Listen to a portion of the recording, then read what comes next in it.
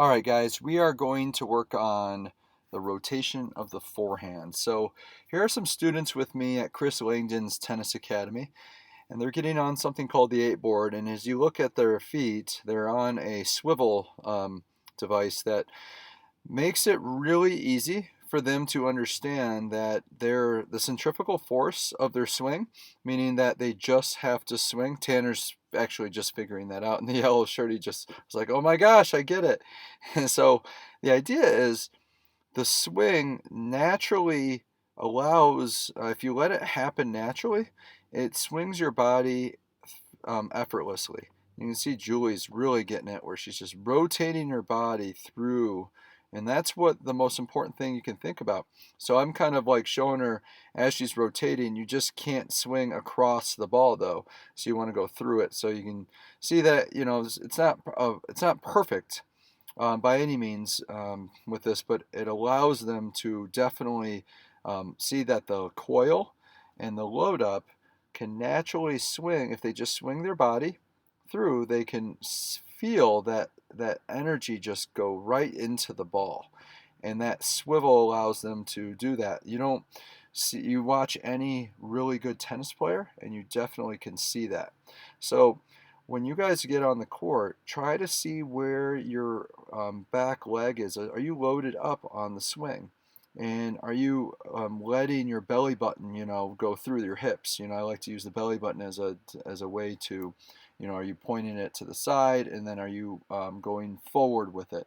That ensures that you are, swinging through the ball. Now, I do talk to some students once in a while, and one thing, as you can see, is she's going across the ball. She needs to go forward with her strings before she goes. See, I'm saying you're going across the ball. You don't want to go across, you want to go up through the ball.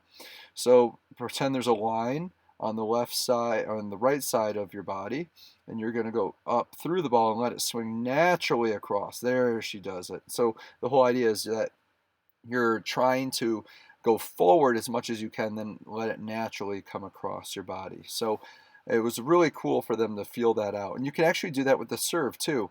And these are the two strokes, by the way, that cause tennis elbows. So it's really important to use your body as much as possible without your arms. You don't really use your arms, and that's what this device is showing too.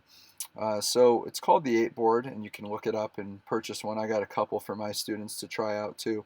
But when I get on one, I actually realize, I'm like, wow, I do this. It just feels like that's how I'm supposed to serve. So it's really cool for me to show students how I feel when I serve, and allows them to be able to coil up and serve really hard. Because the one thing that they need to realize is that I'm not going, even though I'm jumping and everything, I'm coiling. I'm using my hips and I'm rotating into the ball rather than just going straight up at the ball. So they have to realize that there's a coil. So when Julie on the left, like when she throws the ball, up and loads up, she's got to realize that there's not a lot of coil there. She needs to turn more.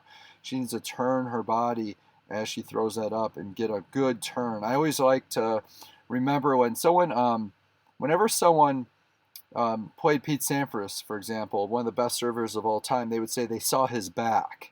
And this device allows them to feel that.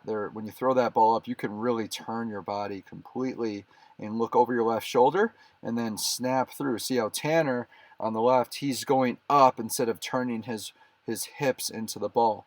You really got to work on that. So anyways, try that idea out, and hopefully that'll help your forehand and backhand and prevent tennis elbow at the same time. So go to teachyourselftennis.com for more information, and definitely check out more blogs coming. Thank you so much for watching.